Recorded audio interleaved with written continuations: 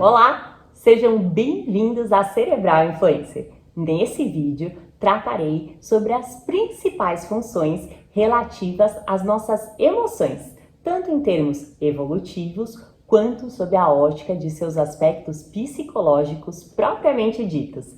Primeiramente, de modo geral, precisamos ter em mente que todas as nossas emoções, sem exceção, possuem um propósito e são absolutamente fundamental para nos mantermos vivos, bem como para garantir o nosso desenvolvimento psicológico e social.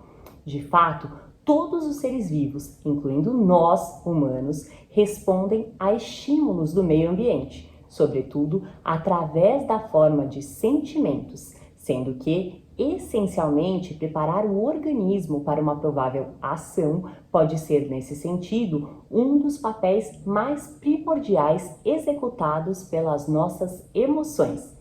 Verdade é que justamente através das habilidades adaptativas que as emoções desempenham em nós, através de complexos processos que ocorrem em nosso cérebro, somos capazes de mobilizar os recursos necessários que nos impelem rumo aos nossos objetivos de vida.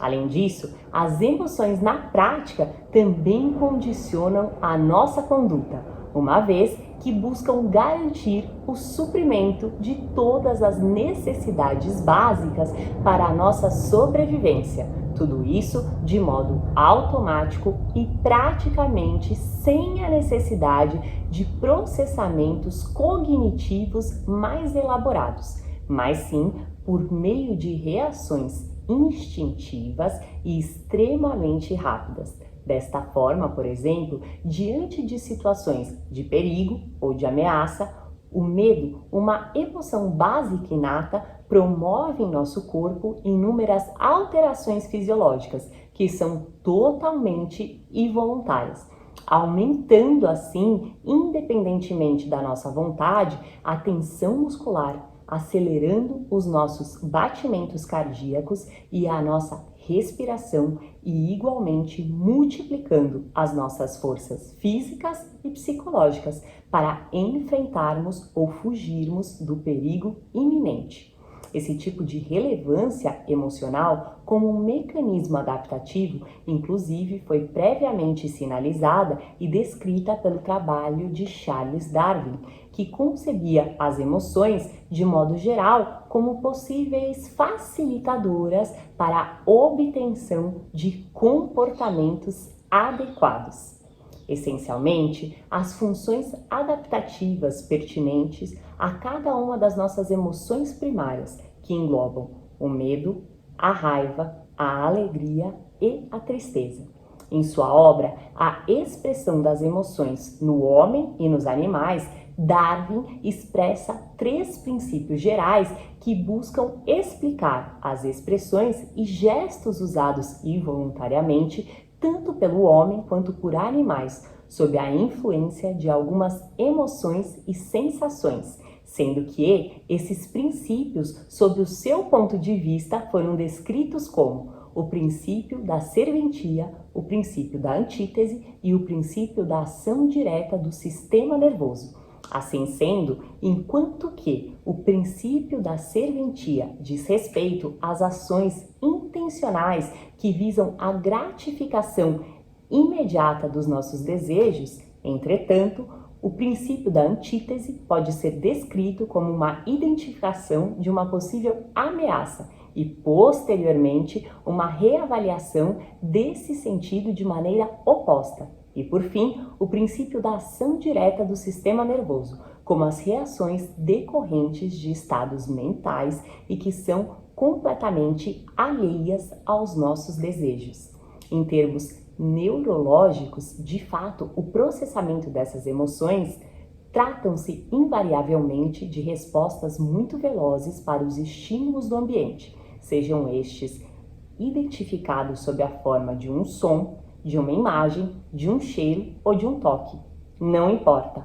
Na prática, quando os nossos órgãos sensoriais captam qualquer estímulo, este é processado inicialmente em nosso cérebro em cerca de 15 milissegundos pela amígdala cerebral, uma área mais primitiva encarregada pelos nossos estados emocionais e posteriormente pelo nosso córtex cerebral, em 25 milissegundos, uma área mais complexa responsável, entre outras coisas, pelo nosso raciocínio lógico. E é por essa razão que muitas vezes, literalmente, agimos sem pensar, uma vez que a nossa amígdala cerebral pode desenvolver uma resposta emocional bem anterior ao córtex, justamente por receber o sinal e processá-lo com 10 milissegundos de antecedência. Por outro lado, em termos psicológicos, as nossas emoções encarregam-se basicamente por comunicar e expressar o nosso estado de espírito, favorecendo ou inibindo as nossas interações sociais, mesmo que na maioria das vezes estas sejam realmente bem difíceis de serem verbalizadas. Com frequência, as classificamos como positivas ou negativas. Contudo, na realidade, tratam-se apenas de emoções mais ou menos agradáveis, porém efetivamente necessárias, sendo que, mesmo que de modo velado ou subentendido culturalmente, sentir alguma delas seja considerado ruim, como a concepção equivocada de que a manifestação de sentimentos de medo ou de tristeza são sinais de fraqueza que precisam ser evitados, ou que, por exemplo, toda expressão de raiva é condenável, são maneiras de pensar que esbarram inevitavelmente na necessidade que temos em agradar aos demais. A boa notícia é que, embora possamos ter sido educados com essas premissas, podemos, através do conhecimento, enxergar outras vertentes. Desse modo, o bloqueio das expressões emocionais acarreta na prática em muito sofrimento desnecessário, expresso por mecanismos psicológicos de repressão, negação e até mesmo de distorção da realidade. Estas emoções que estão reprimidas, entretanto, querem se manifestar. Elas precisam ser trabalhadas e elaboradas, encontrando novas formas de expressão mais elevadas.